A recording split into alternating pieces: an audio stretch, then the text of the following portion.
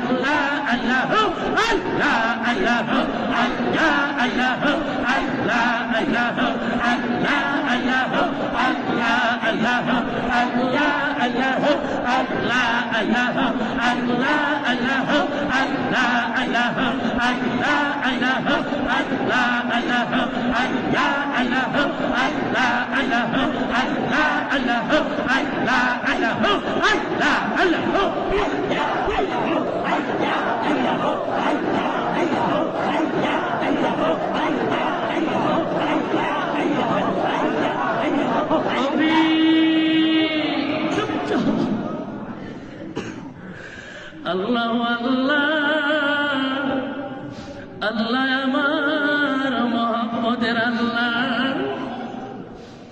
এ নাম যে কত মধুর, তিনি এ নামের পিয়াসী তিনি জানেন।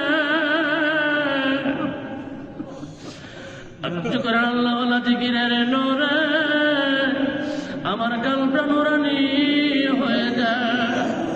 আমি আল্লাহ আমার যিনি নামের মধু খেয়েছে সে তো এ নাম আর বলে না।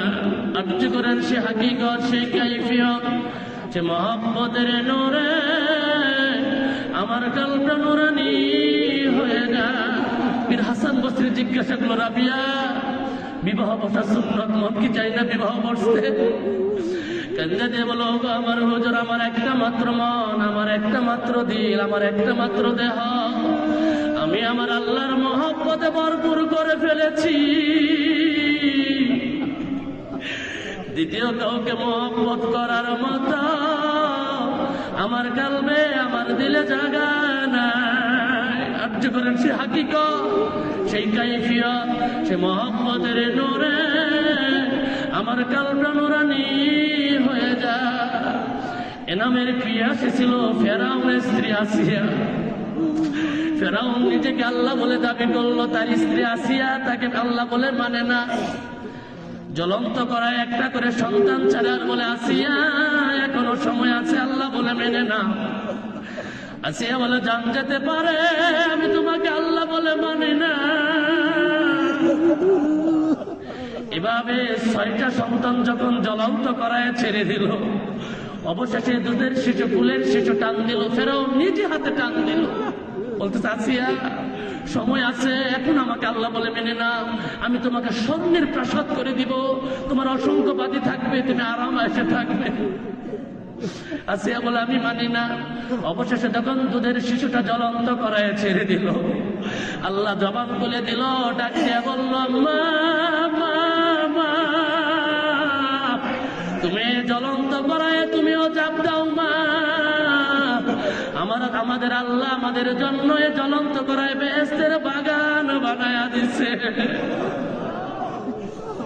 ফেরাউন রাগে জিদ্দি আসিয়াকে টান দিয়ে উলঙ্গ করে জমিনে ছোঁয়া দিল।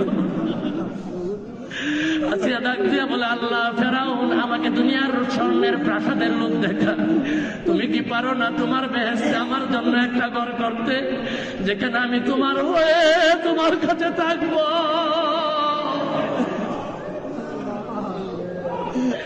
ফেরাউন হাতে পেরাক মারলো, পায়ে পেরাক মারলো, স্তনে পেরাক মারলো, এমনকি লজ্জাস্থানেও পেরাক মেরে দিল।